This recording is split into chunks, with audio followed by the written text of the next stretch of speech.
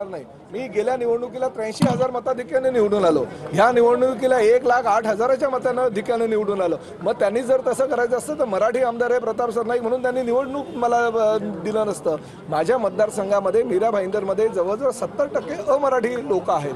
पण शेवटी काम करणारा कार्यकर्ता म्हणून ते मला जर निवडून देत असेल तर त्यांच्या पाठीमागे ठामपणे उभं राहायचं माझं कर्तव्य आहे. आणि त्याचबरोबर त्या लोकांनी असं वक्तव्य बिलकुल केलं नाही. ठीक आहे, एक दोन लोक काही असतात नवशिके, त्यांना काहीतरी थोडंसं असा मोर्चा किंवा असे काही वातावरण झाल्यानंतर स्वतःचं कर्तृत्व सिद्ध करायचं असतं. परंतु हिंदी भाषिक असलेले गुजराती, जैन, मारवाडी, उत्तर भारतीय, बिहारीसुद्धा आमच्याबरोबर मराठीत बोलतात. हे आमच्यासाठी अभिमानाची बाब आहे. आम्ही त्यांना सांगत असतो की नेहमी तुम्ही मराठीमध्ये आमच्याशी संवाद साधा आणि मराठीचा बोलण्याचा किमान प्रयत्न तरी करा.